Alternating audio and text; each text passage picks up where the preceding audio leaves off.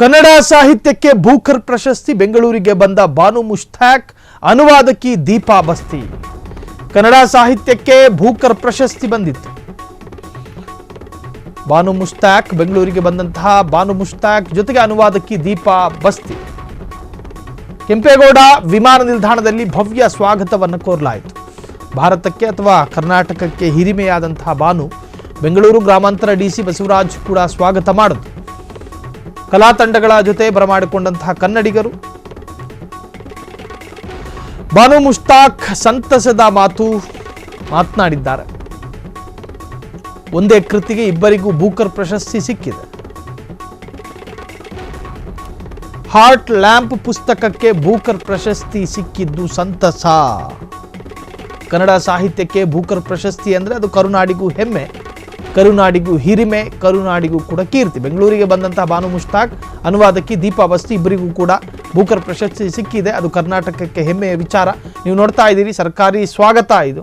So D C you ಕೂಡ ಇದ್ದರು. ಸಾಕಷ್ಟು ಪೊಲೀಸ್ ಅಧಿಕಾರಿಗಳ ಸಮ್ಮುಖದಲ್ಲಿ ಬಾನು ಮುಷ್ತಾಕ್ ಜೊತೆಗೆ ಭವ್ಯ ಇಬ್ಬರಿಗೂ ಕೂಡ ಬೂಕರ್ ಪ್ರಶಸ್ತಿ ಲಭ್ಯ ಆಗಿತ್ತು. ಸೊ ಇಬ್ಬರನ್ನು ಕೂಡ ಅತ್ಯಂತ ಆನಂದವಾಗಿ ಸ್ವಾಗತ ಮಾಡಲಾಗಿದೆ. ಗುಂಪುಗೂಡಿ ಒಟ್ಟಿಗೆ ಹೋಗ್ತಾ ಇದ್ವಿ. ಒಂಥರ ಕನ್ನಡನ ಎಲ್ಲ ಸೇರಿ ನಾವು ಎಲ್ಲ ರೆಪ್ರೆಸೆಂಟ್ ಮಾಡಿದ ಹಾಗೆ ಆಯಿತು. ಅದು ಜಾಗತಿಕ ಮಟ್ಟದಲ್ಲಿ ಅದು ವಿಶಿಷ್ಟ ಅನುಭವ. ನಾವು ವಿಡಿಯೋದಲ್ಲಿ ನೋಡಿದ್ವಿ ಮೇಡಮ್, ಆ ಕ್ಷಣ ಬೂಕರ್ ಪ್ರಶಸ್ತಿ ನಿಮ್ಮ ಎದೆ ಹಣತೆ ಅಂದ್ರೆ ಹಾರ್ಟ್ ಲ್ಯಾಂಪ್ ಬಂದಾಗ ನೀವು ಎಷ್ಟು ಖುಷಿ ಪಟ್ರಿ ಅಂತ. ಹೌದು, ವಿಡಿಯೋದಲ್ಲಿ ನೋಡಿದ್ವಿ, ನೀವು ಜಿಗಿದಾಡ್ತಿದ್ರಿ, ಹೌದು. ಎಲ್ಲ ನನ್ನ ಮಕ್ಕಳು ಜೊತೆಲಿ ಇದ್ದವರು ಎಲ್ಲ ಥೇಟ್ ಇಲ್ಲಿನ ಸ್ಟೈಲಲ್ಲೇ ಕುಣಿದಾಡ್ಬಿಟ್ರು. ಮತ್ತೆ ಸ್ಪೆಷಲಿ ದೀಪಾ ಬಸ್ತಿ ನಿಮ್ಮ ಟ್ರಾನ್ಸ್ಲೇಟರ್, ಹೌದು, ಅವ್ರ ಬಗ್ಗೆ ಹೇಳೋದಾದ್ರೆ ಆಕೆ ತುಂಬ ಟ್ಯಾಲೆಂಟೆಡ್ ಮಹಿಳೆ. ಆಕೆ ಪರಿಶ್ರಮ ಕೂಡ ಪಟ್ಟಿದ್ದಾರೆ, ಮತ್ತೆ ಆಕೆ ಚೆನ್ನಾಗಿ ಅನುವಾದ ಕೂಡ ಮಾಡಿದ್ದಾರೆ. ನಾಡಿನಾದ್ಯಂತ ನಿಮಗೆ ಪ್ರಶಸ್ತಿ ಬಂದ ದಿನ ಯಾವ ತರ ವಾತಾವರಣ ಇತ್ತು ಅಂತ ನಾವು ನೋಡಿದ್ವಿ, ನಿಮ್ಗೆ ನೋಡಕ್ಕಾಗಿಲ್ಲ.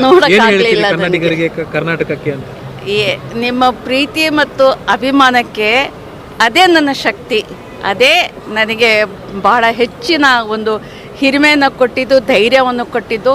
ಮತ್ತು ಆ ಮೂಲಕ ನಾನು ಮೊದಲು ಸ್ವಲ್ಪ ಹೆಸಿಟೆಂಟ್ ಆಗಿದೆ, ಅಂದರೆ ನಾನು ಮೊದಲು ಸ್ವಲ್ಪ ಅಧೈರ್ಯದಿಂದ ಕೂಡಿದ್ದೆ. ಆದರೆ ಇಷ್ಟೆಲ್ಲ ಕನ್ನಡಿಗರು ಇಷ್ಟೊಂದು ಆಸೆ ಪಡ್ತಿರ್ಬೇಕಾದ್ರೆ, ಇಷ್ಟೆಲ್ಲ ಬಯಸ್ತಾ ಇರಬೇಕಾದ್ರೆ ಅದನ್ನು ಪಡೀಲೇಬೇಕು ಅನ್ನುವಂಥ ಒಂದು ದೃಢ ನಿಶ್ಚಯ ಕೂಡ ನನ್ನದಾಯಿತು. ಅದು ಆಯಿತು ಕೂಡ. ನಿಮ್ಮಿಂದ ಕರ್ನಾಟಕ ಸಾಹಿತ್ಯ ಇದೀಗ ಮತ್ತೊಂದು ಸ್ತರಕ್ಕೆ ತೆರಗಡೆ ಹೊಂದಿರುವಂಥದ್ದು. ಇಲ್ಲ, ಸಾಹಿತ್ಯ, ಕನ್ನಡ ಸಾಹಿತ್ಯನೇ ತಾಯಿ ಬೇರು. ನಾನು ಅದರ ಒಂದು ಟೊಂಗೆ, ಒಂದು ಹೂವು ಅಷ್ಟೇ. ಕ್ಷಣ ಕ್ಷಣದ ಸುದ್ದಿಗಳಿಗಾಗಿ ಫ್ರೀಡಂ ಟಿವಿ ಸಬ್ಸ್ಕ್ರೈಬ್ ಮಾಡಿ, ಲೈಕ್ ಮಾಡಿ ಹಾಗೂ ಫಾಲೋ ಮಾಡಿ. ಹೊಸ ಸುದ್ದಿಗಳ ನೋಟಿಫಿಕೇಶನ್ಗಾಗಿ ಬೆಲ್ ಐಕಾನ್ ಮೇಲೆ ಕ್ಲಿಕ್ ಮಾಡಿ.